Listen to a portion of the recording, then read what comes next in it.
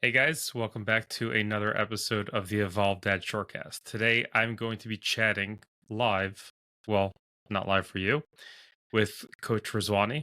We're just going to be chatting, so feel free to listen in and enjoy. So, um, we were talking a little while ago about how the difference with your account versus other fitness accounts is your perspective on health and fitness is unique.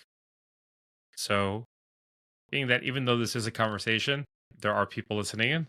So if you give a brief rundown on why your approach is different, I think a lot of people are going to really appreciate it, especially the dads out there. No worries, no worries. I appreciate it. I think the first thing is there's a little bit of a uniqueness with my background versus some of your traditional fitness accounts. And that is that I have literally lived the life, and am living the life of the people that I serve. And when we talk about quote unquote busy professionals, which can be an overly used category, but let's talk about your white collar corporate America, 9 to 5, all the way up to the executives, small business owners. Um, so I was in that world for a very, very long time. Of course, upon graduation, enter the corporate world, and then kind of climbed my way up to an executive position. So I'm a former corporate executive myself. And for anyone that's been in that position, it's a fairly busy position to be in, depending on the size of the corporation that you're working for. And I've done everything from, sort of a small business all the way up to Fortune 500. Um, that can consume you. You kind of become the job. Like that's what people know you for. That's who you are. So just another way of saying that it's an extremely busy lifestyle. I've also worked on both sides of the Atlantic Ocean, so understanding a little bit of the lifestyle on the European side of things, as well as here in North America. I've traveled a lot for that, both for corporate as well as for my previous business. And all of that to say, while also having a family, having 2 kids, and juggling all of that. So when I talk about, why health and fitness and overall wellness is so important, especially for those individuals, but for everybody. But definitely for those people that I probably relate most to from a professional standpoint, as well as on a personal note. Like I get it. I get it. It's not necessarily your goals in life are not to have a chiseled chest, have a popping 6 pack of abs. And again, nothing wrong with that. I always tell people that's kind of the cherry on top. The aesthetics of it, the way you look, again, nothing wrong. But that's usually not what those people are chasing, right? Right. Understandably so.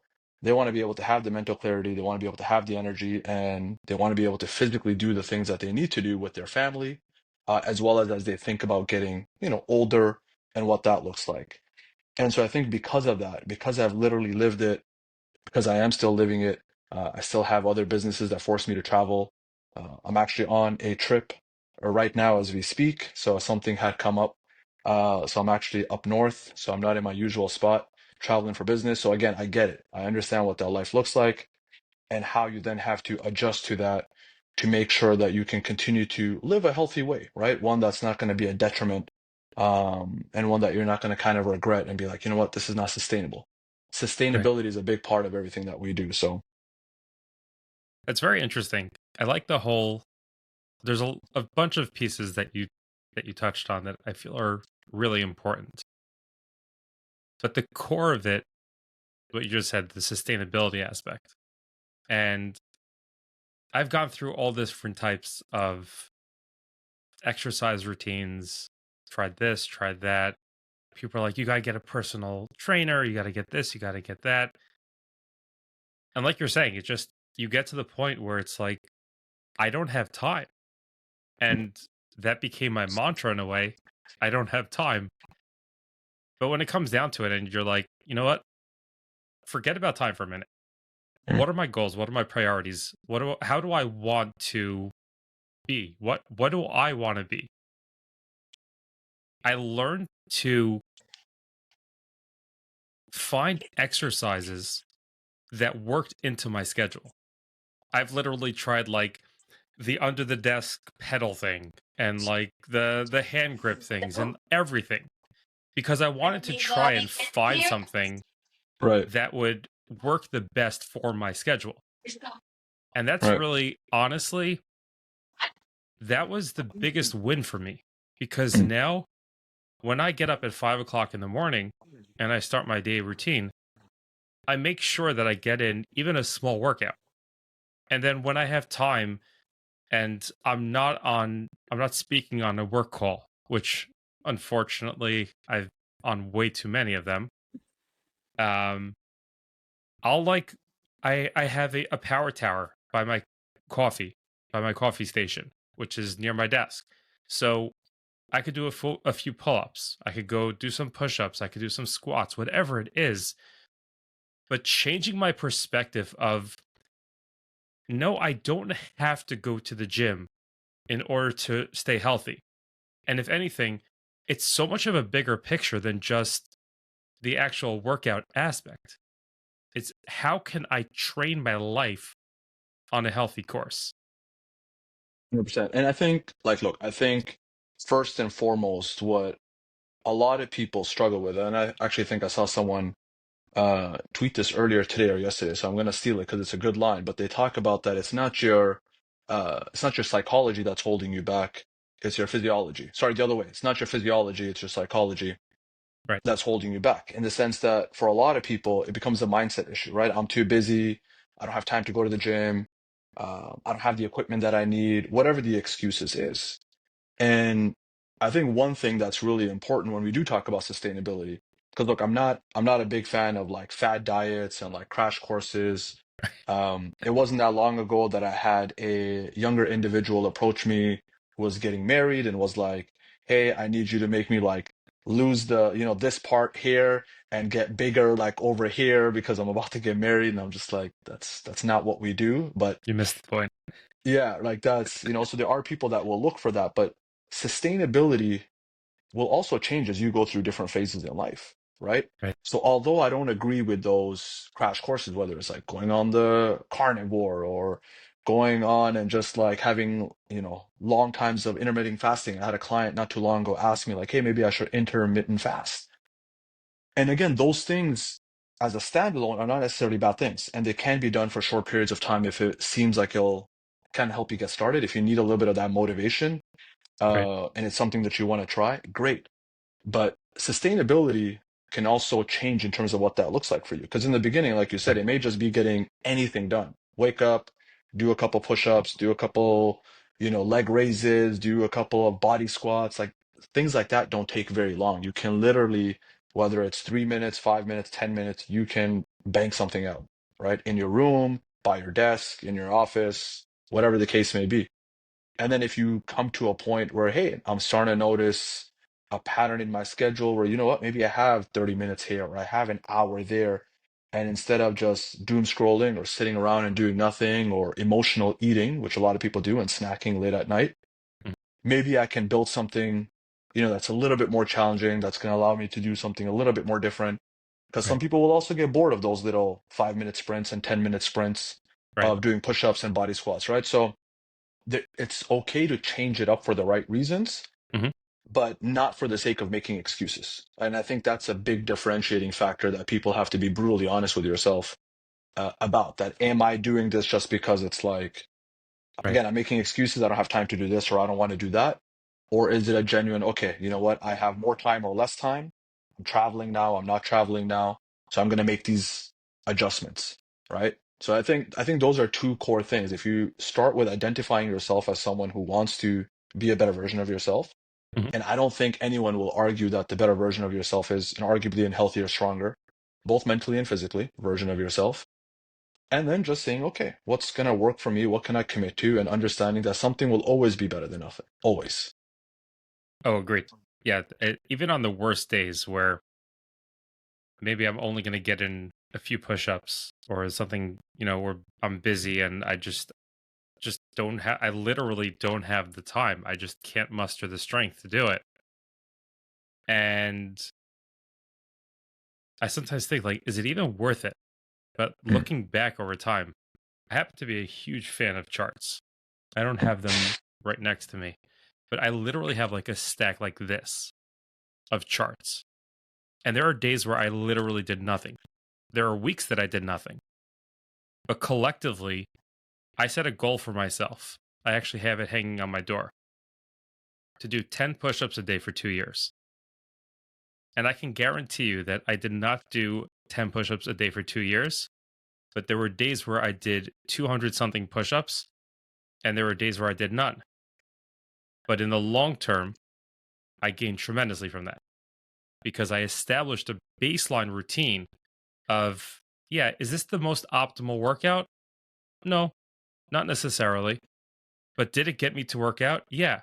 And once I got into that mode, then it was like, I'm feeling so much better. I'm feeling so like I have more energy. What else can I do? You, by definition, it's like you start eating that thing that you really like, that you enjoy. You want to eat more. You pop open that can of Pringles and you want to keep popping them for those that appreciate Pringles. The reference, Um, yeah, once you pop, right? um, same concept. Like you get this energetic feeling where you want to do more, and that's really where you have most of the growth. But it's getting those little reps in, and even on the hard days, doing the best that you can, and not kicking yourself for like I didn't do to the T. Giving And yourself a little bit of breathing room. it's so cliche, right? But it's like, man, you feel good. You feel good, and Yeah, no one ever regrets it after the fact, right? I mean, we hear that saying over and over again. You'll never regret a workout, regardless of how physically active or not you are. It may be brutal, it may be, unless you're doing one of those like crazy boot camp classes and it's your first time ever doing any sort of physical activity. Maybe then you'll regret it because someone convinced you that was a good idea. yeah, But outside of that, you're never gonna regret it. And our bodies are such amazing creations, without getting too technical on the science of it. But I always tell people, like, you are your own pharmacy. Again, right. I hate big pharma, not a big fan, but just so people understand, it's like you can get all of the sort of the fixes that you need from yourself. All right. Yeah, I've been on the opposite side sometimes where I didn't want more energy. And I accidentally just like was like, oh, I haven't done enough today. Let me like drop down and do some push-ups, like you mentioned. But I'm doing them like late in the evening where I actually don't want to get a boost of energy. And then all of a sudden I'm like, oh no, why'd I do that? Because now I'm alert and I'm awake. been there, done that. So sometimes we'll make those mistakes, right? Those rookie Right. mistakes, so to speak. But I think it's amazing how just even a little bit, and for those guys that are in the finance world or the business side, we all know the power of compounding. Yes. And your health is no different, whether it's eating habits, whether it's physical movement and exercise, right? The key that I will say, though, that is important in terms of growth in this space is that you do look for different ways to challenge yourself over time, right? We talk Right. about this concept of progressive overload a lot Hmm. in the health and fitness space. And I think that's the only other element that something will always be better than nothing. And once you're seeing a little bit of consistency of that something, 10 minutes in the morning, 10 minutes in the middle of the day, whatever that looks like, that you look for little ways so that you do continue to challenge yourself and, add a little bit more to that compounding interest, if you will. So it's interesting that you bring that up. There's a concept I think I heard originally from Tony Robbins. I take that back. I don't think it's Tony Robbins. It's I'm blanking on his name. Just one more. Just doing one more. Yeah, yeah, yeah. Um, Nick and I'm Bear. that's who it was. Yeah, I think Could he's the be. one who's trademarked that. The guy from Bear Performance Nutrition. Hmm. So I Could be. think former Army guy. I'm pretty sure just one more. I think that's his like tagline, but I could be wrong. But go ahead. Yeah. Regardless, I actually made myself a sign on one of my other walls that I have. I'm very big into wall clings, as I have two small ones here. The Mm, rest of my office, my wife jokes about it that this is my man cave, even though this is my personal and work office. right. I have bookshelves with full of books and different things, and I have wall clings all over. Um, if I come up with an idea, either I'll turn it into a wall cling or I'll even print it out and just put it on my wall because when you see these things all the time, it changes who you are. Bingo. Even if you start saying those things, which I'm very big into with my kids, I have like a few core sayings that I go with. I explain it to them and I'll just slip them in here and there. It's like a subconscious reminder of what we should do. So, just one more. I have a picture of a guy doing the exercise where he's pushing that huge tire Mm, and he's got like this face on, like he's like dying picking that thing up. And I put on there just one more. It was a basic thing. I did it in like Word or something. Nothing fancy, but walking by, it's like, yeah, just do one more. And then that could be work wise. If you have to do a little more, that could be, you know, just one more minute of patience, mm, just one more minute of paying attention to something, just one more in your exercise. And the more that that builds into you, it's like you may not get that progressive overload that you want to get to the nth degree. But if you're doing just one more, whether that's just one more this week, just one more this day, whatever it is, over time, the growth is astounding. Just like the simple of just one more. Even if you're only doing four more push-ups a month, but you're doing four more push-ups a month than if you wouldn't have done that. And then the next month, if you're up to eight more because you did the four from the last month, you finish off the next with over time, the growth is astounding. And it's like it's cliche, but they always say how we underestimate what we could do in the long run, but we overestimate what we could do in a short time, or whatever the saying is. And it's true. It's like take the ideas, take the sayings, extract what they're trying to tell you, and stop just getting caught up with the verbiage. Like stop getting mm. caught up just spewing it around. Like make it yours. And So that's the thing, that discipline consistency like doesn't lose, right? right, And that is also the case with, negative habits and bad habits and poor hundred decision percent. making, right? If you're consistently eating poorly, if you're consistently getting poor sleep, if you're consistently just agitated and, pissed off at the world because no one's coming to save you, whatever, that's also gonna work to your detriment. But 100% to your point, it's the same when it comes to those good habits and it comes to doing the right things, right? Again, it's going to continue to compound.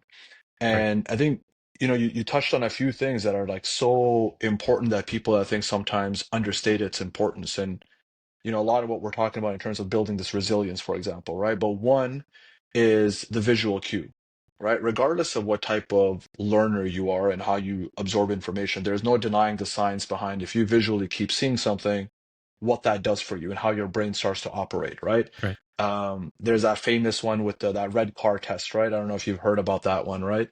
Where they're like, if you're not looking for a red car, you're not going to notice like how many there are. But as soon as you're like looking for the red car, you're going to see like 100 red cars. right, But the number of red cars didn't change, right? right, Like it was the same number of red cars that you're seeing. right, They talk about that in terms of opportunity. They talk about that in terms of again how you view the world. And what you just mentioned right now, when you put, that's why a lot of the gurus, I'll use that word for the lack of a better description, because there's some good ones out there too. They do say some yeah, positive things. But if you do put up your goals and your objectives, again, personal, professional, health-wise, family-wise, whatever it may be, if you write them out somewhere and you put them out somewhere, and you're constantly being exposed to that, your brain starts to remind you of that. And when you see opportunities that align with what you're trying to accomplish, again, it catches your attention, right, right? And so I think that's something that some of us, we again, we don't we take that little tidbit for granted. Like you'll talk to someone, you'll be like, hey, like you not to get all like affirmations and yell in front of a mirror and do all those right, type of things, right? But it's like, no, man, just write down what you want to accomplish or what you're looking right, to do and put it up somewhere where you're going to see it on a regular basis. Right? I even, for example, now with technology, you can have it as your wallpaper on your phone, right? As right, a constant reminder, not to take your wife off or your kids off. You know what I mean? That's all good as well too. But there is some value in there for growth because if you keep seeing it, again, you're just going to be constantly reminded of it. And the other part of seeing it in terms of not just your goals and your aspirations and what you're trying to accomplish, but there's this element of tracking here too that you kind of spoke of, right? Because when we do talk about doing four more or doing one more, whatever that is, there has to be a reference point, right? Right. And as big of a brain as someone might believe they have and the things that they can remember and store, the reality is we do forget things, right? And you are Hmm. going to forget that, hey, did I do 20 push-ups last time or was it 19? Or, these type of things happen. And not that you want to become like this robot where you're tracking every piece of your life and every single habit that you're doing. But again, just like in any other business, right? You have your KPIs, you have your key performance indicators, and you want to kind of look at, okay, what are those things that I want to move the needle on? Right. Right. And I think that's also something that's important because, again, even in the fitness world, we have people that are pro tracking what you do and like, no, you don't have to track, and I'll make you like super fit and strong if you don't track. And neither side is necessarily right or wrong. The point is, again, you got to kind of understand what you're doing and tell people the thing with tracking is kind of like if you're giving a presentation.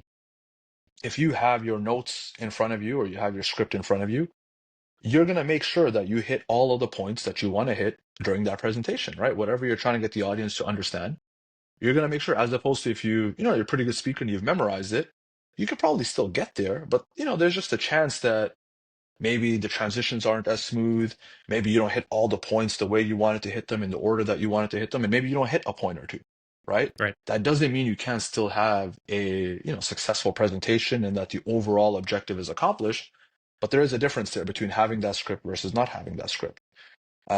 But I think it's really, really important that people are, again, brutally honest with themselves. And if you want to do better, there are certain things that you're going to want to see. There are certain things you're going to want to write down and note down so that you do understand what does that one more look like? What does the Right. better version of me in that space look like? And I think sometimes that's something that doesn't take a lot of time.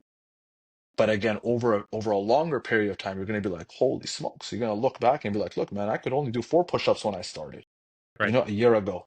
And now I'm at 14, 20, 25, whatever the case is, just because I kept trying to get like half more, one more, two more, whatever that case was.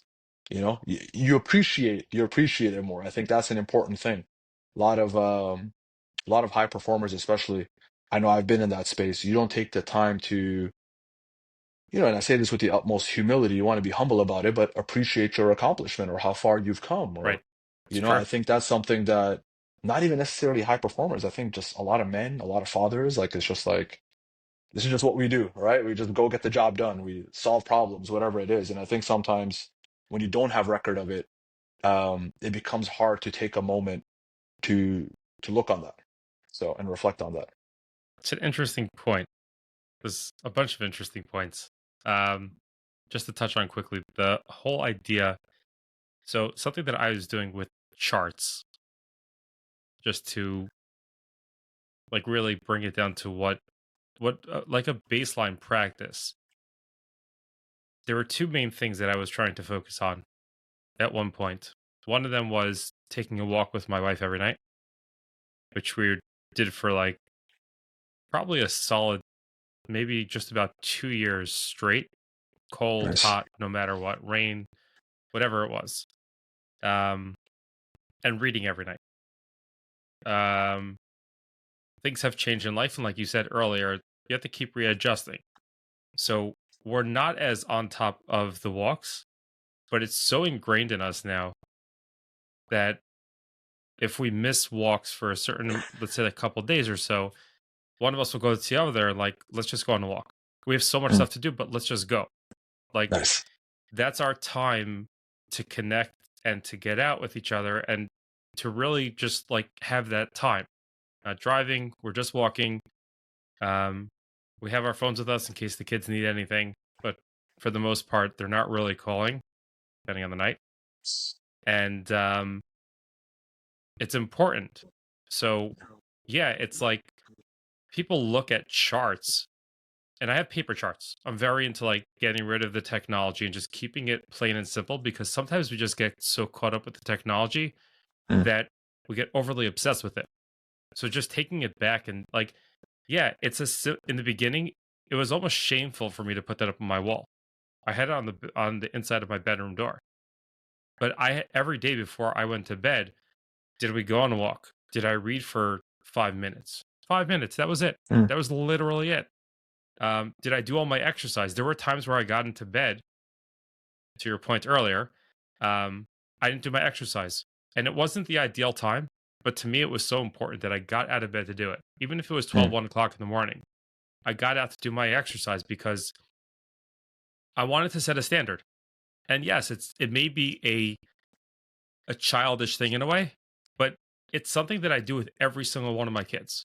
mm, Every single one of my kids, I encourage them to think of things that they want to earn, and we'll do a chart. I'll figure out what is that chart that we're going to do to track performance over a certain amount of time. And some of them are difficult. One of my mm. kids, I had him journaling for, I think it was 3 or 4 weeks, but I told him it had to be consistent. And there was about 3, 4 times where he came over to me and he said, I missed out a day or so. Do I have to start over? I was like, yeah. The deal is that you got to do it straight. He's like, I appreciate you being honest with me, but you got to start over. Mm. And he finally got it. When he got it, he was so excited. Did he gain from the journaling? I don't know. We'll find out. Like, maybe I'll never find out. Yeah. But it's something that I feel like we have to get past ourselves over what's childish or what seems to be silly or stupid. Just get to the point. Mm. If I want, what's going to be a way that I can accomplish it? And again, I try to steer as many people away from doing anything with technology, because when we go to technology and we're like, I have this app, I have this, it's like, stop, stop. Can you do it with pen and paper? Mm. Can you hang it on your wall? Like you said, like you see that becomes a part of you. Your brain automatically starts remembering it. Can I create those basic daily habits without technology? And it's much easier said than done now in this day and age, right? Because we 100%. live in a time where, if anything, we're getting bombarded with the opposite in terms of messaging, right? All these apps, all this software to make your life easier, to make it more convenient, to make it Right. more productive. And it's crazy because I think we've all kind of, gone down that rabbit hole, right? Like I know I have, where you start looking for solutions to things and you're just kind of like, oh, and then sometimes I come across things that I don't even know I had a problem for, right? Like they say nowadays, like if you wanna, you really want to make money, you create the problem and the solution. But you come across something and you're like, oh yeah, that would be like so amazing to have, right? And Right. then you're like, but you never had a need for it before. Like it was never something where you're like, oh, I need this problem solved, Right. and now I'm seeing this solution. And look, and I will put a little asterisk here and say that it's not like, and I think you're probably on the same page, it's not that we're anti-technology by any means, right? I mean, even with social media, as much as you know, I have my opinions on it, there is good in there. And I think that's Right. the same with a lot of the technology. Yeah, there is some that's just, completely bogus and useless. People create apps and software that's just a complete waste of time. And I think the developers behind it know, but maybe it's an opportunity to make money. Um, but there are ways where it can help you. It can help you be more productive. It can help you be more organized. But at the end of the day, to your point, the reliance should not be on that, right? The reliance should not be on that piece of technology, and that if you don't have that piece of technology for whatever reason, you're not going to do it because it's meant to Right. be a tool, Right. right? And then that's how you have to look at a lot of these things. Like it's a tool.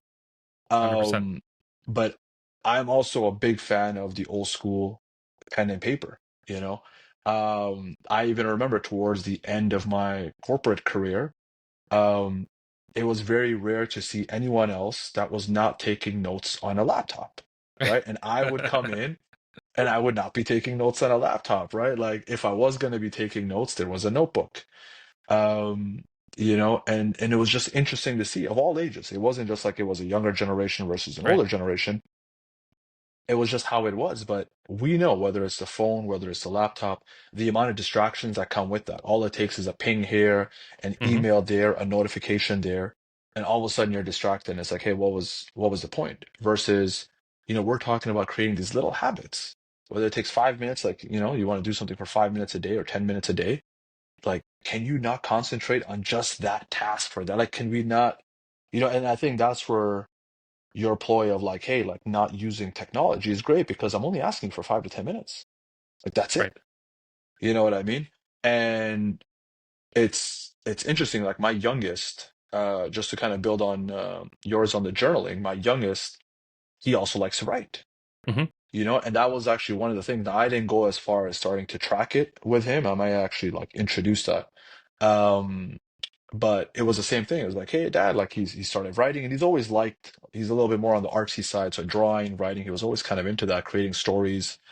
So he's like, hey, I wanna, because I was having this conversation about, interestingly enough, similar to yours, like something to build on and just doing it every day, even if it's just for a few minutes, so we can Right. build up that skill set. Hmm. And it was like, hey, what do you want that thing to be? And my youngest, it was the writing. And he had just recently gotten a Chromebook because, school and stuff like that, right? Hmm. And so I was a little bit worried because we hadn't talked about like where he was going to be writing. Right. And luckily it was like pen and paper. He was doing that. Nice.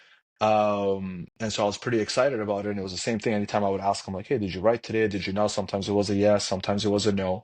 Um, but I was just glad that it was that because I know, again, if they Right. were on the technology side of things, it would be like, oh, I got Right. distracted and I didn't get time or this and that. Right. Um, and there's no shortage of time to be on that. I think that's the other thing when you look at, especially with schools, I don't know how it is for your kids, like everything's done online now, right? Even if Yeah. you're like homeschooled, you're going to school or private school or boarding school, like everything, there is an Everything. element of you doing something online. Hmm. So they're going to be there anyways. You don't have to worry about that. It's like, hey, get the pen and paper. I genuinely believe that the ability to just write, I know cursive writing is already a lost art. I don't know if your kids can cursive write, but One of my you know, kids. one of them can. Okay, because to me that's like a lost art where we It got is a like lost art. right, and I think slowly but surely, like just regular writing, because even my kids, I've looked at their signature and it's like What is that? what is that? It's like you know what I mean? Because they're going to thumbprints and Right. face ID. It's just like, Dad, I don't need this stuff anymore. I'll just Right. talk. So it's crazy. I think whatever we can do to limit that while developing a skill set, it's a win-win on both sides. Oh, I agree, 100%. So one of the things back to the whole journaling thing, I actually started with another one of my kids recently on a little bit of a different note, but I'll buy them their own notebook. Like I'll get them a special notebook for it. They'll have a pen that goes along with it, and they have a chart. They make their own charts. My kids are very into making their own charts. They put these designs on it and this and that and the Nice. whole 9 yards. That's like their excitement.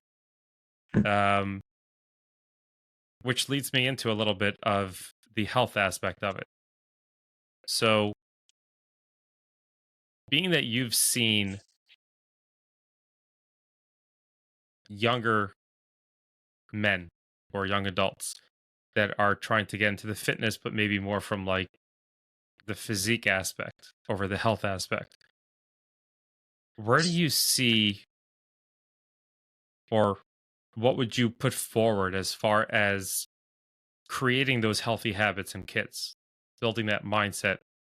Hate that word, but we're going to use it anyways. Building that mindset of health. Like I know that for us, where we're constantly building on getting to be more healthy.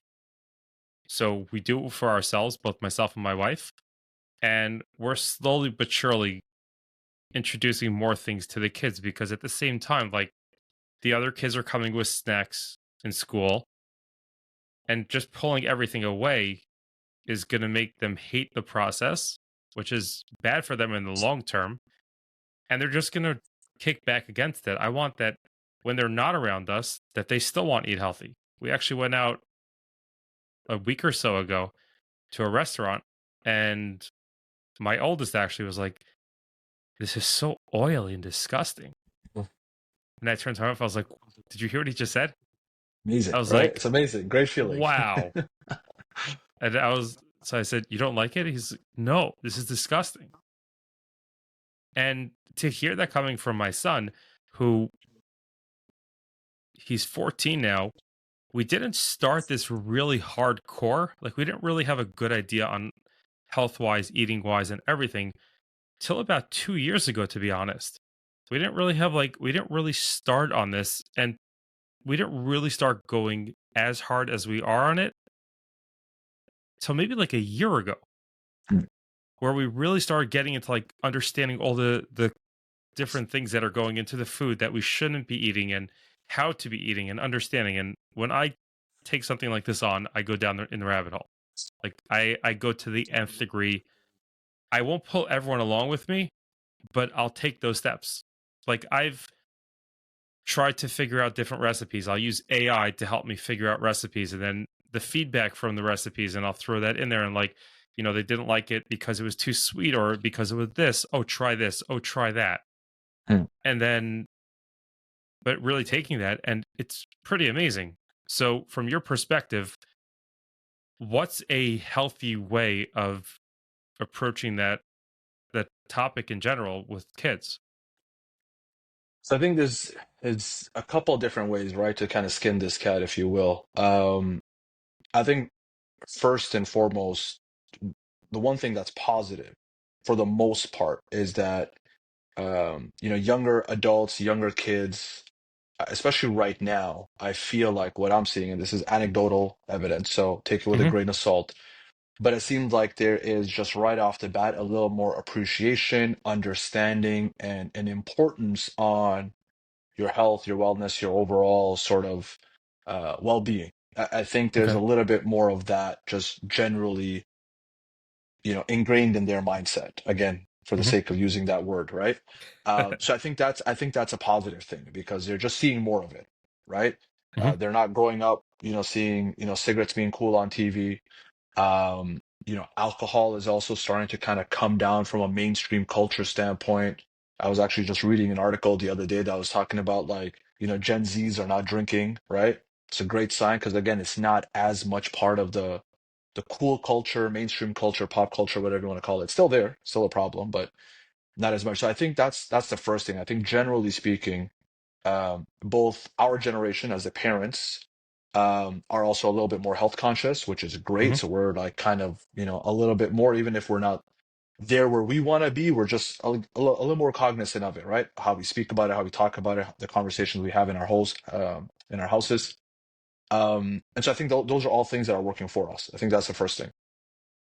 Then I sort of think that it really depends on which lever or levers you want to pull depending on your specific situation, right? Because it's not going to be the same kind of cookie cutter approach across the board, right? Um, I will have someone where, for example, let's say a spiritual element or an element of faith is an important value in that household, right? And you can argue that every single mainstream religion preaches about the importance of your body, taking care of your body, taking care of your health. So it becomes an easy sort of add in to the conversation if that's something that's a core value in the household to Right. bring in, right? Because you can build on that, hey, this is what we identify as, this is who we are, this is what we believe in. So therefore, it is important. So you have that core value. You have in other situations where maybe it's more sports related into the household, right? So now all of a sudden, if you have kids or young adults that are into that, right, then it becomes an easier conversation to have in terms of, hey, if you want to continue to perform, if you want to be Interesting. successful, if you want to enjoy this. So now maybe I'm leaning more into that angle as to, why, without getting into the extremes in any of these situations, right? And Right. I'll touch on that at the end. So you have a little bit of that element. You have the element of sometimes and this is, I think, my parents' favorite, not in terms of like health necessarily, but the comparison element, right? And Hmm. I say this jokingly, right? Because, there was always someone's kid that was smarter than me or more successful than me or something like that. I don't know if you had that growing up, but, God bless my mom, a great mother, but there was always some other kid, no matter how good you did in school. I swear I could get 100% on something. It'll be like, why didn't you get bonus points? But I was gonna say that from, and again, may not be someone's favorite tactic, but in the sense you may have someone in the family that's dealing with health related issues, Hmm. past or present, right? You may know someone, whether it's not a direct family member, maybe it's a distant relative, maybe it's a family friend, whatever it is.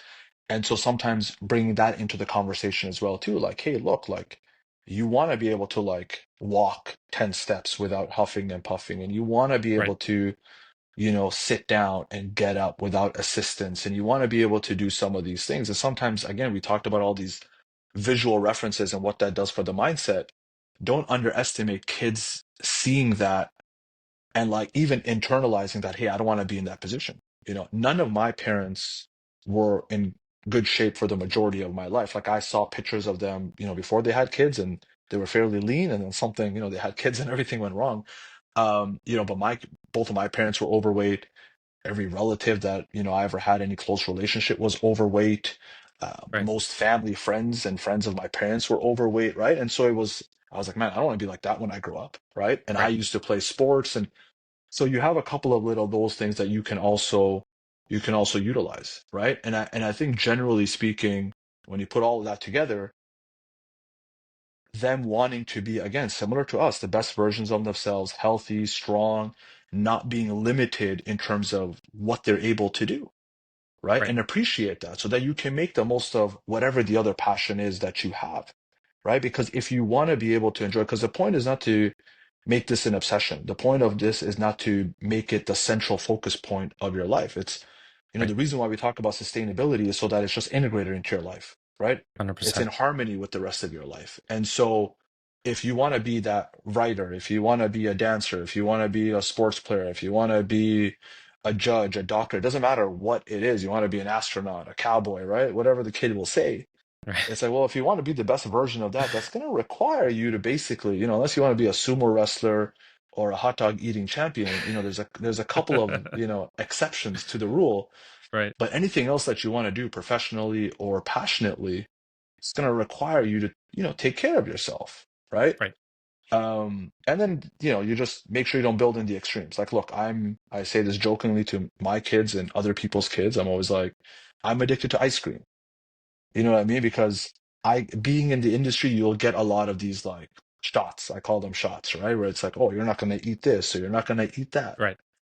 So you want to make sure you're having a healthy balance to showcase that, hey, you can eat, the ice creams and the pizzas and the burgers and stuff, time and Right. place for everything. And, so I think if you do all of those things, for the most part, I think you'll be going in the right direction, and you just got to figure out, because you wouldn't use any of these levers individually, right? There's in Right. combination. It wouldn't just be the one item.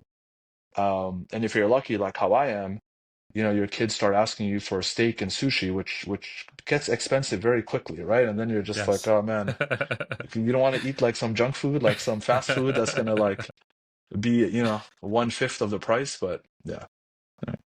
So yeah, I mean, it's interesting that you mentioned those ideas. So a few of the things that we've struggled with over time, which I think, like you said, all comes back to whatever the family core values are and establishing that as a core value. One of the things is also like pinpointing these different things. Like I've pinpointed to my kids that, you'll see that there's people that have this, that they're out of shape. There are guys that are 10 years younger than me that are out of shape. They're 10 years older than me. They're my age and they're out of shape. And I'll literally have short distance races with my kids. I don't think I've lost once in the Yeah, past couple of years. good.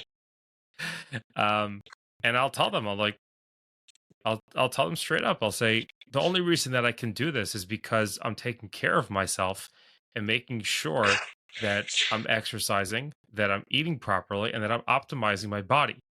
And it's not just so that I can run a race with you. It's so that I can be healthier. I'm not falling asleep all the time. I'm not exhausted every 2 seconds. And we're able to do things. I'm able to think better. Overall, I just perform better. And then, yeah, I don't mind when I have a snack pulling. I happen to really enjoy fruits and vegetables for Mm, many years. Um, Over the past couple of years, I think I've actually subconsciously, not subconsciously, inadvertently train my body to crave them. I don't really crave pretzels and chips and these things anymore for the most part. And I know that when I start craving them, it's because I'm lacking sleep and I'm getting mm, run down.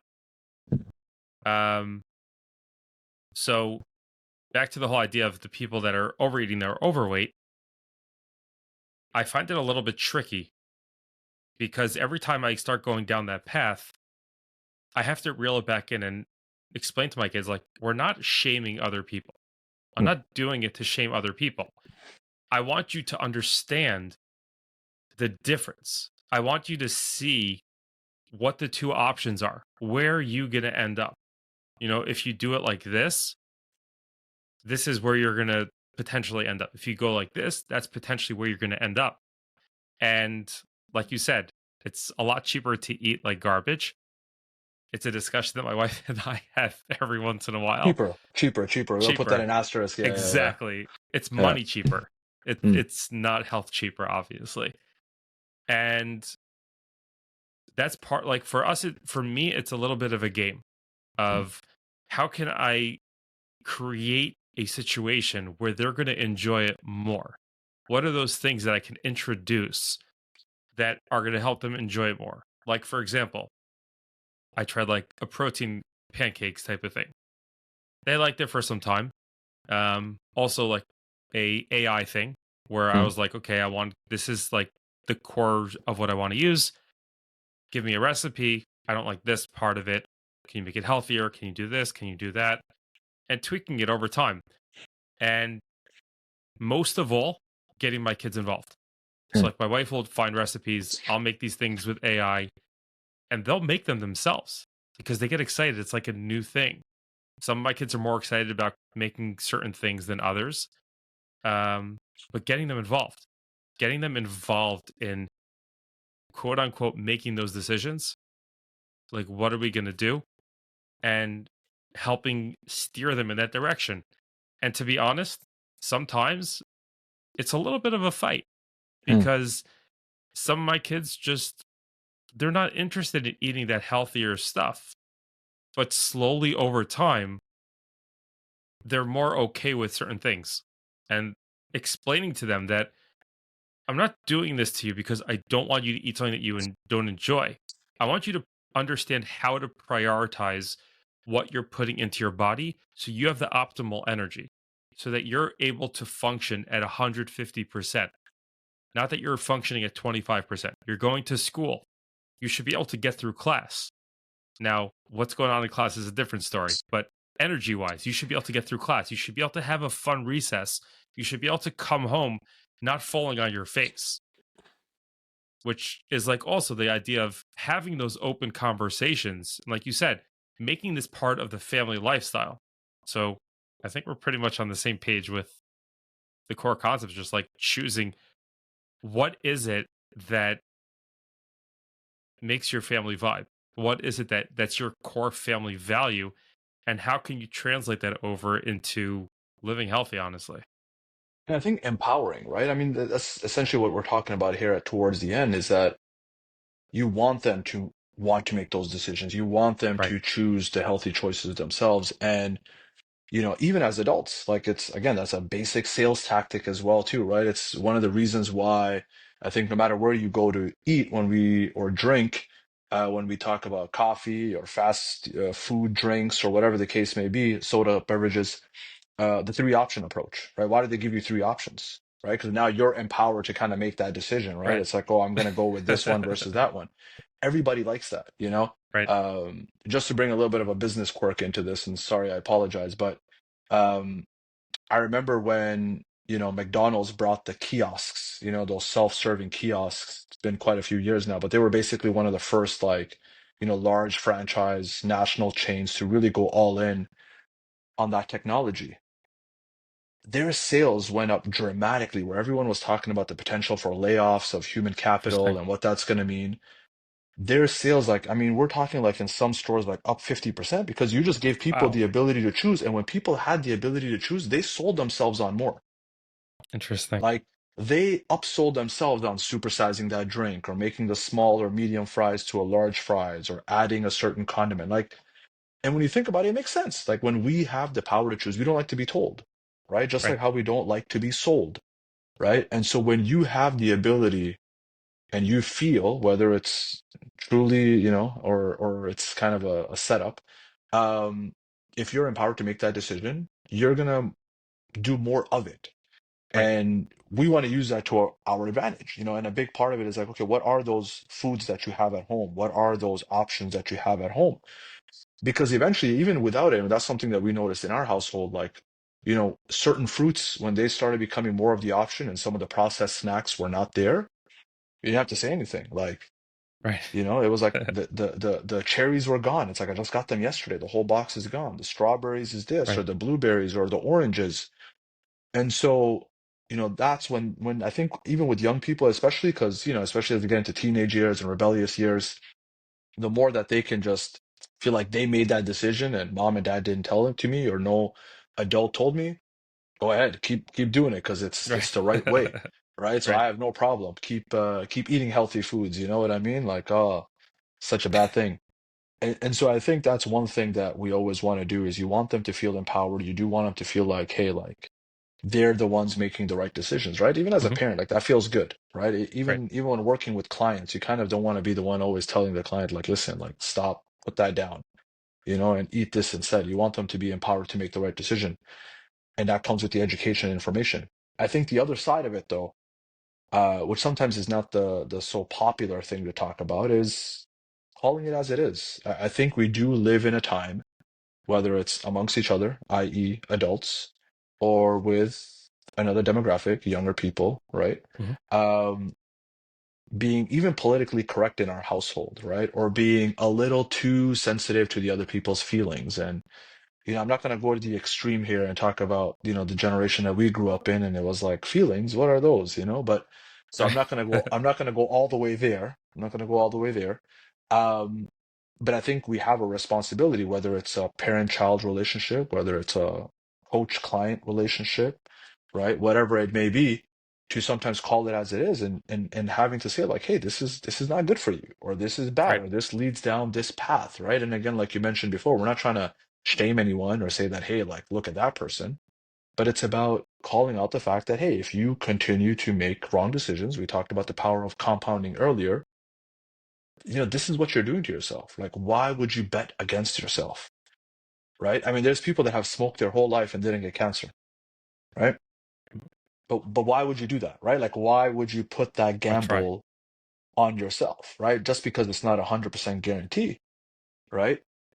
So I think that's also an important element of just again, and that comes to, taking a leadership role, whether it's in the household or in whichever, in your community, whether at work, whatever it is, and sometimes having to call things as it is. And I do feel Right. like we've gotten a little bit away of that in all levels of society because there's just this like, yeah, we just don't talk about it. Like, no, just, give it some time, Right. be careful, blah, blah, blah. But especially in the household, I think it's important sometimes to be firm in the right way. Oh, Because they totally are agree. our core principles at the end of the day, right? Like if we're talking about these are core values for us, these are key Hmm. principles for us, then yeah, we got to be a little firm on those. 100%. And that's really just being open and honest with our kids and just saying, like, this is what we're doing. And yeah, explaining why. Mm, Find that a lot of, I don't know, I think it's more of like passed down from generation to generation type of thing where people, parents, aren't really thinking through. It's more of taking whatever we internalize as being a parent. And I was guilty of the same thing. Like taking those same concepts and just because I said so and what are you doing and just like yeah. with no focus on what are we trying to do as parents? What's our main goal? Do we want our children to thrive? Who cares what anybody else is saying? Who cares that somebody says that you have to do X, Y, and Z for your kid? Who says that? Who cares that anybody says that you can't do X, Y, Z for your kid? We have to really take that ownership aspect and say, these are my kids. I'm the one that gets to be proud of them Mm, when they succeed. I'm the one that's sad for them when they get hurt. I'm the one that is in charge of helping ensure that they have the best tools to succeed in the future. And taking that step back and saying, the heck with everybody else. And I don't care who that person is. Obviously, like with your spouse, that's got to be an open conversation. If you guys aren't on the same page, mm, get on the same page. But definitely when it comes to close relatives, friends, teachers, anybody, take ownership of what your family's future is. I'm not talking that you have to design out like a whole family crest and a whole game plan and everything, which some people are into. That's cool. Fine. Yeah. But the basics of like, this is what we do. This is how we do it. For example, my kids have a workout routine every day. They Mm. have it on a chart. I actually do it for them to earn things because I want to incentivize them. I want them to build these habits. And if that's going to take that, I have to, that I'm going to give them things when they accomplish it over a certain amount of time. I'm going to do that because if that little incentive, that whatever it may be, if it costs me 5 cents or $500 to ingrain these healthy habits into their lifestyle, it's worth millions of dollars. Because when I have that vision in my head, which is something that I discuss a lot, having a vision of where I want my kids to be in life, what do I see for them? Where would I want them to go? What do I want them to be able to do? The vision is 10 times more than whatever I have been able to do or whatever I feel that I could ever do. So if my picture for myself is over here, and Mm. that includes healthy eating and healthy habits and reading and writing and all those things, I want them to be up here. And I don't want them to be held back because I didn't give them those tools. Can I teach Yeah. them everything? No. But we could teach those underlying habits and give them those tools so that they can succeed. And just being brutally honest, like you're Mm. saying things as they are and not giving a flip about anybody else. Just like, who cares? And I think, especially now, like, you don't want to be what the majority are in almost any aspect, right? This is not It's just true. even health and fitness related. You can argue this in almost any facet of your life 100%. because most things are not trending in the right direction. People are, financially, everyone's getting poorer. And you can blame it on inflation, you can blame it on whatever, but for the most part, people are getting poorer year over year. People are getting unhealthier. Hmm. Emotionally, people seem to be getting angrier, more depressed, more unstable, right? Like when you look at the metrics, and a part of, my profession and having a business in this space, you look at a lot of different, metrics, whether they're Hmm. economic related because you kind of need to understand how things are going if you're running a business, whether they're socioeconomic related because you want to see how people are feeling and thinking, or if they're just straight up health related, right? Because that's going to be used, either in your advantage or even if it's a disadvantage, it could be turned into an advantage, right? And nothing about what is going on right now, not to, paint a very dark picture about society or the times that we're living in, but just generally speaking, is something where it's like you look at something and you say, okay, in this part of society, I want to be normal. Again, whether it's financially related, health related, or anything else, because all of those metrics are trending in the wrong direction. I Right. had, and I think it was about 2 years ago. I want to say it was 2 years ago. I think it was 2 years ago. My older son was doing a paper, and I think the topic he had chosen, and I don't remember if he was given this topic, so it was a coincidence or he chose it, then I'll take a little bit of credit. But it had to do with kind of um, health and childhood obesity, and so everything related to like young adults, adolescents, children, and their health. And I was actually surprised when I was going through his paper at that point. This is someone who's in the industry, that childhood obesity was still on the rise, and I was just like, because I knew it was on the adult side, It's because again, crazy. that's something that I live, but it had been a while since I had a reason to look into the data on children because I don't train children, Right. right? I can tell you that if one adult is overweight, about 60% chance that the kids will be, and if both are, it's 80%. So I understand that dynamic of how the parents play a role, which is also crazy. But I couldn't believe that even amongst children, and It's again, sick. this is American data, Yeah. that we're trending in the wrong direction because, again, you just think about the amount of information that we have, the access to tools and resources, whether it's club sports, organized sports, whether it's gyms, whether it's coaching, whether it's whatever, like, in playgrounds, go outside, right? Like it doesn't have to cost anything in terms of money, at least.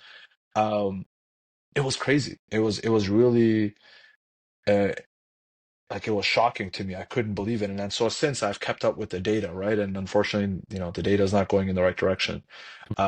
But all of that to say, like, you wouldn't want to be any of these things. And again, that's Right. not trying to talk down to anyone. That's not trying to be like rude or disrespectful to anyone. Everyone's situation is what everyone's situation is, and we don't know the ins and outs of that. That's fine. But we know Mhm. the ins and outs of our situation, and we know the Right. ins and outs of our household and what's going on here. And so therefore, like this is how we want to operate and this is how we want to be because it's going to be better for you again in every part of your life. Not to obsess over it, unless you want to be like your old man and you want to get into health and fitness from a business perspective, it's a different story. But otherwise, you want to be happy. You want to enjoy Right. life. You want to make the most. It's quality over quantity, you know? 100%. As someone who considers himself a man of faith, like you don't know how long you're going to actually live, right? There's an element from a spiritual standpoint that anything can happen. So you at least, as much as we talk about longevity and doing things for the sake of that, because you want to plan for that, at least you want to have quality along the way. And I think that's something that even young adults can appreciate and understand, right? That, hey, do you not want to be able to just like get up and go out and run and have fun and do these type of things? And Right. even when you want to indulge, you can kind of indulge guilt-free. Like I mentioned earlier, I love ice cream. I have never ever felt bad about eating ice cream. Like I Right. cannot recall the last time that like I felt bad, and people have tried to make me feel bad because they know the space that I'm in, and they're like, "Oh my God, look at this guy," eating like crazy. I don't care, Right. because I can do that because we're humans, and so there's that balancing element. But I do think it's important to look at that, um, in everyone, whether you're an adult or a child or everyone in between, to kind of look at that and say, okay, I want to be better. I deserve more. I wanna make the most of my time and myself, and this is what that entails. So how do I incorporate it in? 100%. And I think that you touched on something important with the whole concept of being normal Mm, is how I see it. It's a general problem across the board of acceptance, of not stating the actual truth of what the hard facts are. So you're yeah. accepting the fact that you should be normal, but you never even thought what normal is. That's the thing. Like when people say, oh, just be normal or it's the norm, what's the norm? I Yeah. don't know. It's what people do. But what does that even mean? Where are Mm, you planning on going? So you never had the thought process to say, and this is something that I over obsess with my kids of thinking through what are you doing? What's the game plan here? What's the goal? And it's trying to strike that balance because they're still kids. But at the mm, same time, now's the optimal time to get this into their heads of thinking, where do I want to go in life? What do I want to be? I don't expect them to have answers for everything, but it's a thought to keep in mind because when you're thinking about these ideas, you're always like, that's something that if an idea comes up, you have somewhere to store it, yeah. but you have a thought. What's normal? I don't know what normal is. Like you said, normal these days is going off the deep end. We don't Mm, want to be normal, but forgetting about normal, I don't know what normal is. I know where I want to go because I have designed a outlook, a future plan of where I want to go, which is something I have. There's this concept of the perfect day. mm, And basically, the idea of the perfect day is to say, if I were to live my perfect day, what would my perfect day look like from morning till evening? The entire day. What time am I getting up? What am I doing? And you could get as granular as you want. Now, there's two important pieces to that. One is why. Why am I doing that? So, when I have people go through this exercise, they go through the exercise, but on the bottom, they have to have their why. mm, Because you have to be able to go back to like in those times when everything sucks and you're like, forget about this. You can go down to your why. And this is something you're going to hang on your wall and you're going to see your why. But the second part is probably equally as important, where you take one of those ideas at a time and you break it down into little pieces. So you're understanding what the process is, you're understanding what it's taking you to get there. Again, thinking. You're thinking about where you're going. You're thinking about how to get there. And getting into those practices helps you deviate from the norm by default. Because once you start thinking, there is no normal, there is no average. Hmm. It's what am I doing to get to my goal at the end of that road? It's funny. You just reminded me of something that I used to do on the business side of things, and I haven't actually done it as much with my kids. I was trying to remember the last time I did something similar. Um, but reverse engineering kind of your plan, right? I used to be a Right. big fan of that. And I still do a little bit on the side. I don't promote it anymore. I used to have a business consultancy practice Hmm. that was started as a result of having time from my last exit. It was like, what do I do next? Okay, if some people are willing to pay me for my opinion, let's do that. Nice. Um, and that was one thing that I had adopted from my time in corporate, right? Where a lot of times people look at where they are and then they're like, okay, they try to build forward or upward or whatever motion you want to call it in terms of going towards the goal. Yeah. Versus what I learned, what's much easier, kind of, it's a little bit like a GPS. You need to understand where you are, and you also need to understand where you're going. But instead of kind of having that forward route, you reverse engineer because it's actually a lot easier for the mind to work that way step by step, right? Right. Because it's like, okay, again, to your point, it's like, where do you want to go? What's the goal? Okay, this is what I want to be able to accomplish. Okay, well, what needs to be in place for that to happen, right? And you might list like two or three things or one thing, and then it's like, okay, well, what needs to be in place for that to happen? And then you list like another, right? And it's actually a lot easier of an exercise, surprisingly, versus moving forward to go backwards from where you want to Right. go, right? And I think that would be a good conversation. I'm going to probably have to steal that one for my kids because it's something I've done with adults, but not I can't really recall so much with my children because I think they'll also force them to kind of think like, oh, okay, like yeah, I don't want to be normal. This is what I want to do. Then it's like, okay, well, what needs to be in place for you to have that, right? And as long as the next step is not $1 million, like we can work with you, right? It's like, okay, Right. let's like, okay, then how do we get that? And how do we get that? And I Right. think that's really, really important for us all to do, right? So that we realize that 100%. we're just not just I'm doing things for the sake of doing things, right? And as you even mentioned, sometimes as parents, we're just like, yeah, just because I said so, so we're gonna continue to do this, and that's why we do it, as opposed to okay, is it serving the greater purpose? Is it serving the greater direction or the goal that I want to accomplish as a parent? Is it in line, right? I think Right. when you're in the business world, you talk a lot about if you're a people's leader and then the people that follow you, that everyone has to be in alignment in terms of the things that they do, right? Like the Hmm. tasks and why their tasks lines up to what the company or the organization is trying to accomplish. You can put that on a household level as well too, right? So that 100%. way, everything that you're telling those in your household and you're telling your children it aligns with even where they want to go and what they want to accomplish, right? You always have a Right. reference point to be like, hey, but you said you want to be able to do this. Well, if you want to be able to do that, you do understand, right? Like, I know some parents do this, especially with like schooling, right? It's like, hey, if you Hmm. want to be a doctor or a lawyer, right? Like, those are some easier ones, I think, when it's just Right. on a education level. It's like, well, you got to go to school, you got to get your Right. homework done, you got to pass science or whatever the case may be.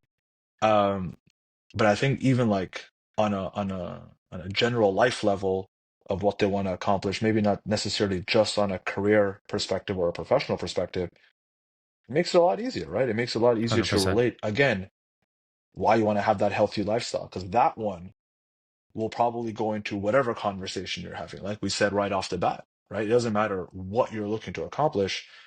The healthier, stronger version of you is going to be in a better position to accomplish that and to enjoy Right. that and to do that for a long period of time. It doesn't matter what it is, a passion, a profession, and everything in between, right? 100%. And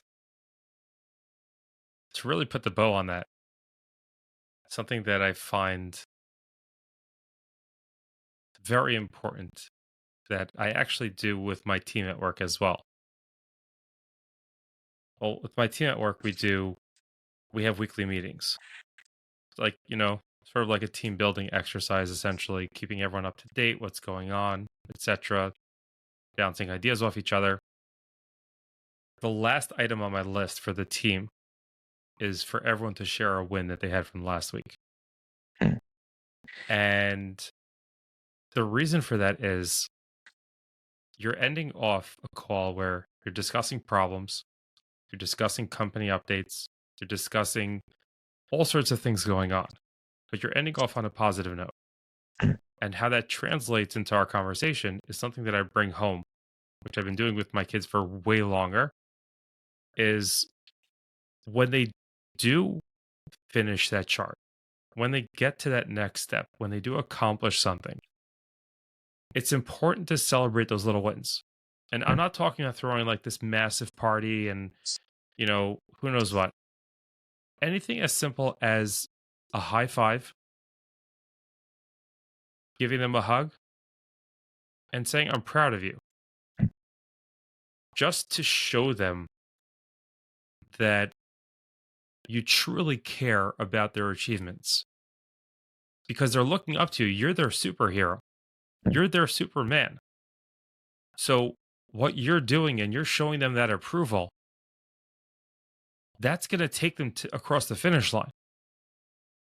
And in a way, that's probably more important than working with them up until that point. To give them that, to show them that you're there behind them and having that little celebration. Now, when there's bigger things, figure out a way to celebrate it a little bit more. Maybe it's Mm, going out to eat, maybe whatever it may be that works for you. But having that celebration, that excitement at the end, even though it's not a big deal for you necessarily, for them it's huge. For mm. them, that's that next step. And when they learn at a young age to start celebrating those accomplishments and those wins, that's going to carry on with them. I didn't start out as a young kid having charts all the way through. Mm. My kids so far for years have charts, and I'm only going more intense with it. I try to find more things. Okay, we're having a behavioral issue, we're having a this. We don't have to revert to punishment. Yeah, there are times where we have to just be strict and say, this is how things are, and you have to follow along with them. But following up and saying, what can we do in order to help improve this? And then when they get to the end of that road and they've gotten that accomplishment, show them that you're proud of them. Like, you did it. Good job. Give Mm. them that buzz of excitement. Give them that dopamine hit from something that's positive and that's something that's healthy. Yeah, because the world is negative enough, right? I mean, let's So much let's so. let's let's be honest, right? I mean, I've even been accused of being, and I didn't know this was a thing, but I've even been accused of being what was the word? It was toxically positive. Like apparently I was like too positive.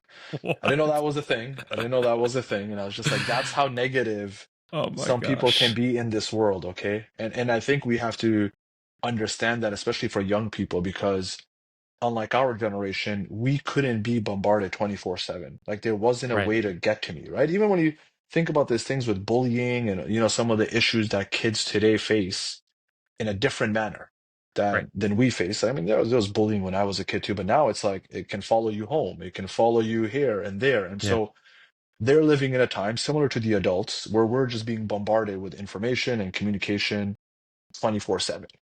And right. so all that negativity, all the reasons in the world to get you down, even the stuff that comes across as positive sometimes, can be taken in as negative because we start getting into this comparison, right? Right. If you're an adult, I mean, I'm sure all of us have seen the guy with the Lambo and the big house, right? And for the kids, it could be something similar, right? Like, hey, they have Right. the latest shoe or the phone or the clothes or they're going on a trip or whatever the case may be. And so there's a lot of opportunities to get pessimistic, get Mhm. angry, get upset.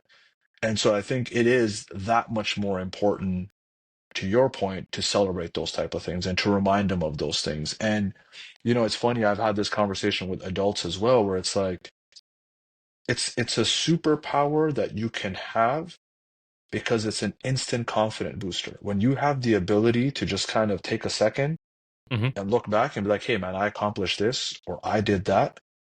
Like it's hard not to like, okay, like, Feels good. like you feels good. It feels good. Right. And you have to be able to tap into that, right? You Right. have to be able to tap into that. So even something like, before you get ready for whatever, a meeting or you got to see someone. And I think for kids, the earlier you can kind of start to build those stacks. Because again, going back to one of our original points of visualization, of tracking, the proof is there. Like it's undeniable proof. Like even Right. if you got to the point where you start thinking, am I delusional? You know what? Maybe that wasn't like so great. It wasn't really that big of a deal. But when you have it like black and white in writing, like, no, no, no. Look at this. I Pretty like cool. I did that. It's pretty cool, right? You cannot deny that, right? Like I haven't Right. tracked all of my successes, and there are some times where I'm like, "Oh, that wasn't that big of a deal, right? Like I just did that." And luckily I have people around me that will be like, "No, no, no, that was like a big deal what you did there." Right. Like, but so sometimes even I wish like, man, I wish I like had some of that stuff visually to look back at times whenever I am feeling a little bit down or things are tough or I'm afraid or I'm nervous or whatever the case may be. And I think for kids, it's just that much more important. Like the sooner you can kind of build up this book of work for them, you're unstoppable. All right. You're Right. like, you're going to have way more wins to look back on than losses, right? Like it's 100%. just, there's just no denying that. It's even when we talk about things, simple things like gratitude, right? You probably have more things in your life to be grateful for than things to complain about, right? Like if you were to start writing them down, it's not even close in terms of how many things you can be like, oh, thank God for having that versus, I don't like this part of Right. my life. And so I think that's really, really important is that it becomes, uh, again, it becomes kind of like a super weapon as you go through life Hmm. that, okay, yes, you got to enjoy it and appreciate it in the moment, which I think is important. Right. And you want to do that without like overkill in the sense of like, I'm not a big fan of participation trophies. So I'm going to put that asterisk in there. I've coached my kids' soccer team, and we did have one year where we were terrible. Most years we were good, but there was that one year where we were terrible. Yeah. And the kids got their participation trophies at the end of the season in the tournament, and they were all super excited. And I was super pissed because I was like, no, like we did bad. Like they need to Right. understand a little bit, right? And not to get too much into like kids not being kids, but so outside of that type of a celebratory recognition, I do think it's important. I do think it's important because I have seen it as you become an adult. Right. What happens when you don't have that, right? And I think Right. so that's sometimes the other side of it is like the people that don't have those reference points or they don't have something to look back on are usually the people that struggle a little bit more with self-confidence and handling difficult situations or unfamiliar situations. So it's important. A lot of awesome points there. A lot of Yeah, awesome points. Um, but to I guess follow through on a little bit of the participation trophies and stuff like that. hate it. I'm sorry. I don't like using that word. I tell my kids not I to can't use it. It's stand a it. strong word, but yeah, Yeah. It's terrible to say the least. And it's important for kids to learn that failure is okay. you lose. This is Yeah. this is part That's of the life. system. You lose. Yeah. Yeah. You're not always gonna get everything right. No. And sometimes it takes you years to get back to where you need to get to. And that's okay. But realize that that's okay. And that's part of your specific journey. And you're going to have growth from there. As long as you take that on as like, I lost, I failed. Now I got to dig myself out of this. And that's okay. But that's also where it goes back to like the fact that, especially as fathers, to be able to show our kids that we have their back no matter what. Like, yeah, sometimes you're going to have to weather the storm on your own, but I'm here cheering you on. Even though I'm not saying it in front of you, and maybe it looks like I'm a little bit distanced, sometimes you need to be able to own things on your own. But I'm here for you. Like, don't ever forget that. Giving them that encouragement and slowly building that up over time. That's really like you're building that self confidence. You're building that character around it. There are failures, there are successes. Take notes on both because they're both important. Yeah, and I think again, depending on who you're speaking to, and again, we talked about some of those levers that you can pull when it comes to how to incorporate, having a healthy lifestyle. I think with failure, it's very, very similar. Very, very similar. Because again, if I was to take a more of a spiritual approach, I can be like, hey, you gotta trust in God's plan, and this is kind of part of it. If I want to take a more of a sport approach, most guys and gals have missed more shots or missed more, or than they've made, right? You can, whether it's like, my kids are into soccer and basketball, for example, right? So you can reference the Michael Jordans of the world, the Kobe Bryants of the world, and you could talk about the fact that, hey, they've missed way more shots than they've Right. made, but like no one talks about that. No one remembers that. You move Right. on and it's on to the next one, right? Or it can even be from a gym perspective, right? I always Hmm. like finding little synergies between gym life or training life, if you will, and real life. And it's like muscle doesn't grow if you're not training to failure, right? So it's just like a Right. little bit of like a comparison there where it's like you have to go until basically you can't do no more. Like that's called failure when you're training. Right. And there's no difference in the real world. You don't grow because if you're always winning, how are you going to learn? Right. If you're always right, you don't learn. Like there is no real growth. There's nothing to actually improve. You're just status quo, right? And so I think that's an important one. And again, kids these days, because there's overexposure on the good stuff, just like how it is for adults, right? Everyone's a social media influencer. Everybody's a multimillionaire. Everybody looks amazing. Everyone has Right. six-pack abs and the nicest glutes you've ever seen in the world. So for the kids, it's the same thing, right? I mean, you Right. got these YouTube kids making millions of dollars, more than majority of the adults in America, right? So, Right.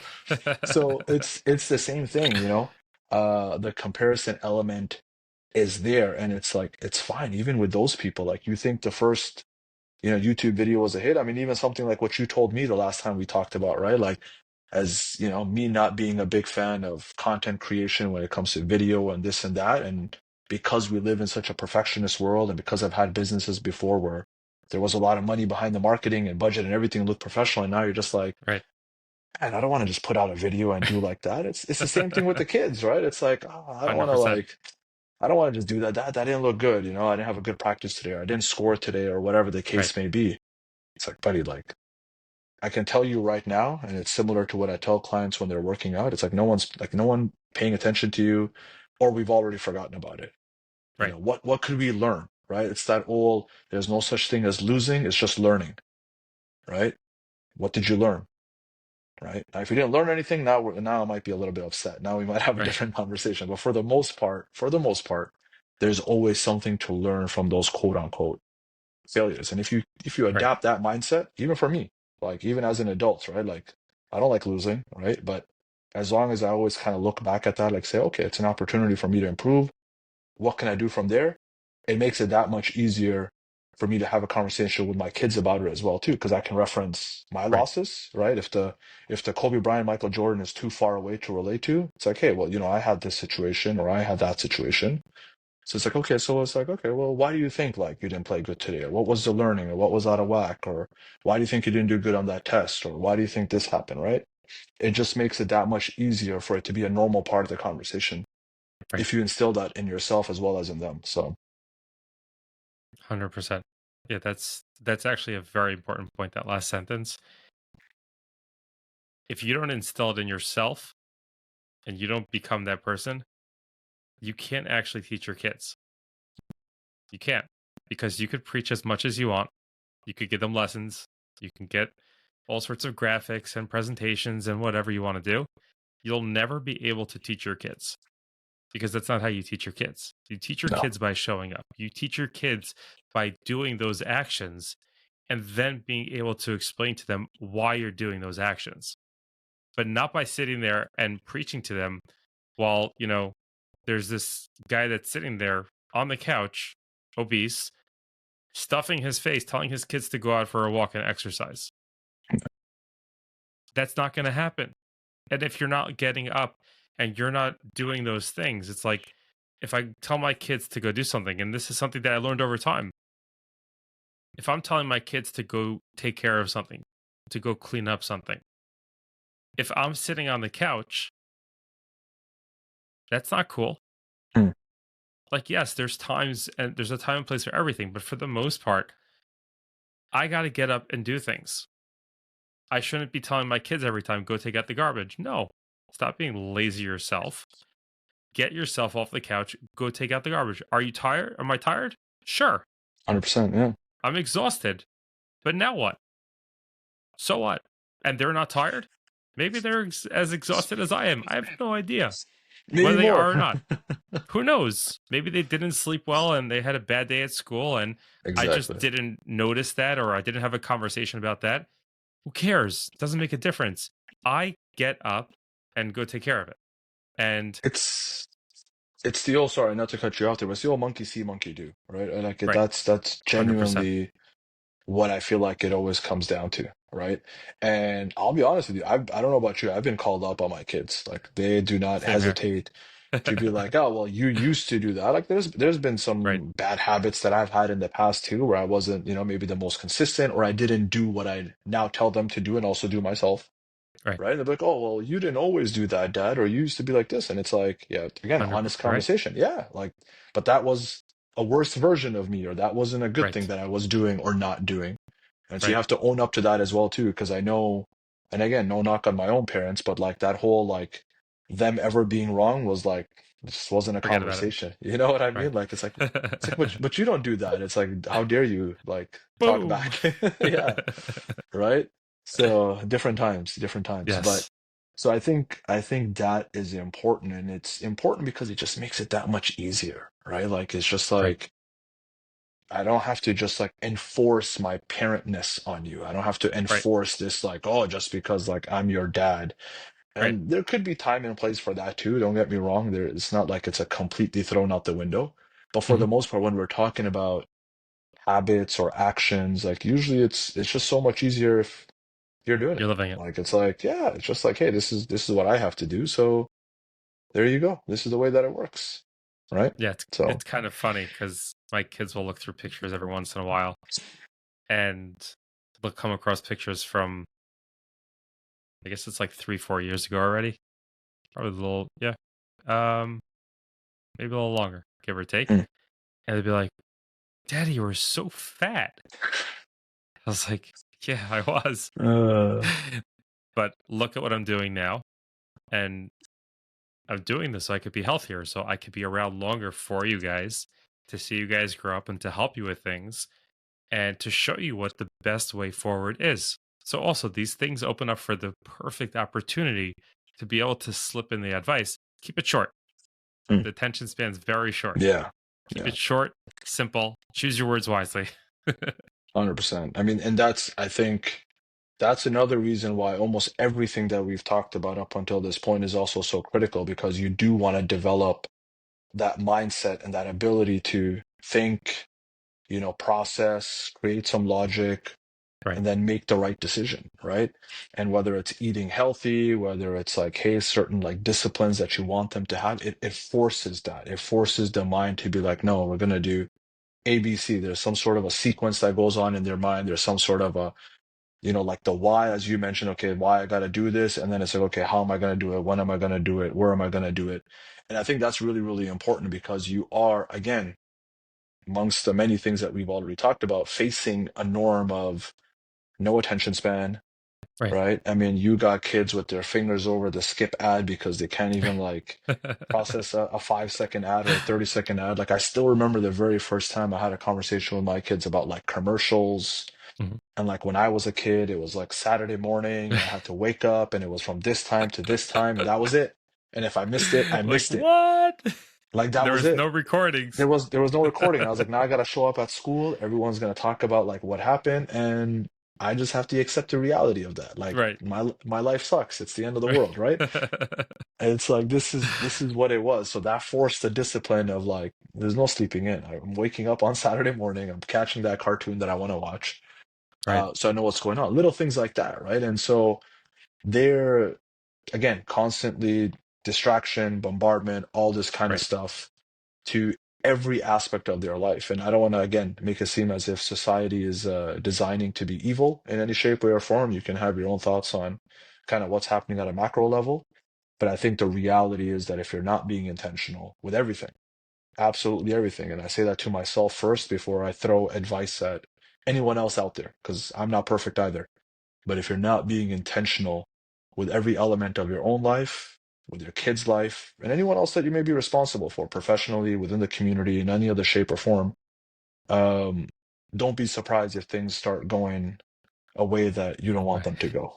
Right. So, This is true. Um, okay, cool. I think we're going to wrap things up over here. This has been an awesome conversation. Thank you Loved again it. for your time. I Um, appreciate you. where can people find you online? So as of right now, again, not being the biggest social media guy out there, the main place would be on X. So sorry, my handle is at Coach Rizwani. So that's kind of the best place to connect with me.